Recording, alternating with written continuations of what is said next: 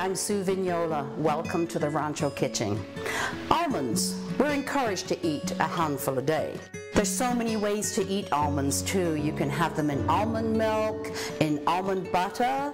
You can stir them into your casseroles and stir fries, chop them into your baking, or you can just simply eat them toasted with some spices, which is what we're going to introduce to you today. This recipe, we call it Sue's Savory Nuts, has been a long-time favorite in our family since when our children were small. It's very, very simple recipe, and I'm happy to introduce you to it today.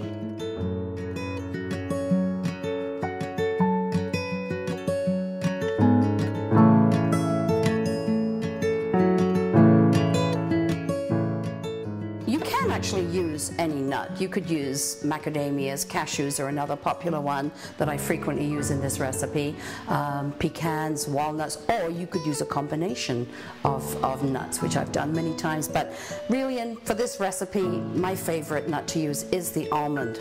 So here's our 4 cups of almonds, which will fill 1 cookie sheet, and then the 2 essential flavorings that I use in this recipe are nutritional yeast and Bragg's liquid aminos. Both these items available from your health food store, not quite so easy to find in your regular supermarkets.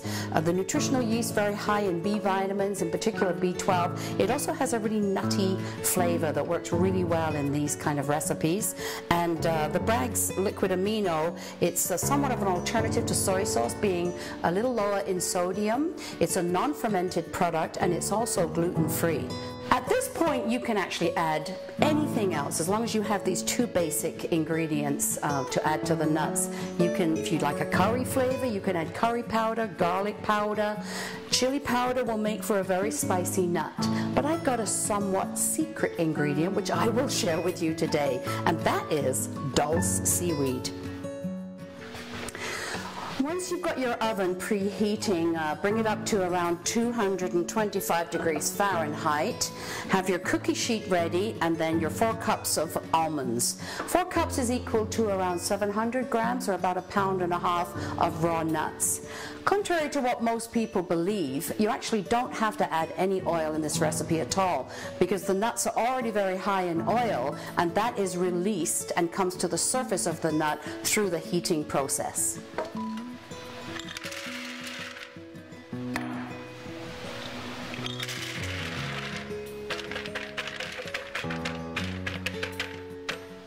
Spread them out evenly, and now they're ready for 20 minutes in the oven.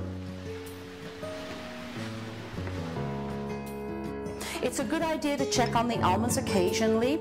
It's just important to be aware that the nuts can burn quite quickly. A way to prevent this is remove 1 almond from the oven, cut it in half, and if it looks slightly beige, that's good. If it's looking brown, at that point you should remove them, because they will be getting way too toasty.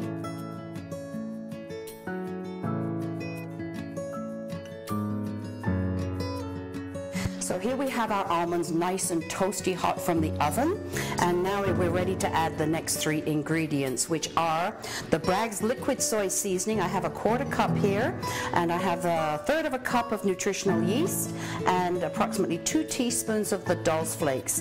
And how I like to do it is add each ingredient separately, stirring as I go. It's very important to start with the liquid soy seasoning, as the nuts are already nice and hot. They will absorb the moisture, and then they'll be ready for the dry ingredients.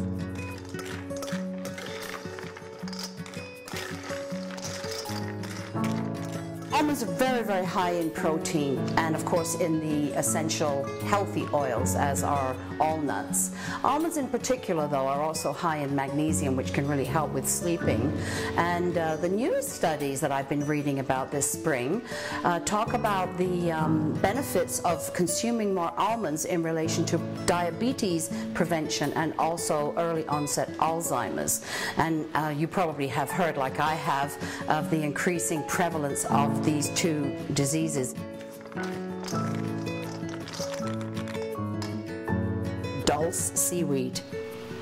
This is available from the west coast of British Columbia, I think also from the Atlantic coast. It's a very nutrient-dense ingredient to use, obviously high in iodine, but also in a lot of essential vitamins and minerals, and it gives a really nice flavor to the nut, quite unique once it's toasted into the nut, and it also gives a very nice appearance, so sort of a speckle.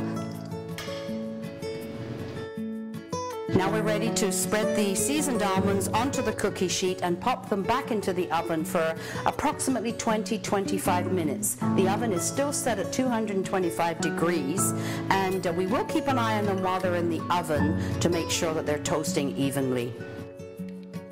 While the nuts are in the oven, it's a good idea to check them occasionally. This shouldn't be a problem if you've kept them at the same low temperature. If they still feel dampish to the touch, set the timer for another 10 to 15 minutes. You can also simply turn the oven off and let them cruise in the warm oven where they'll continue drying out.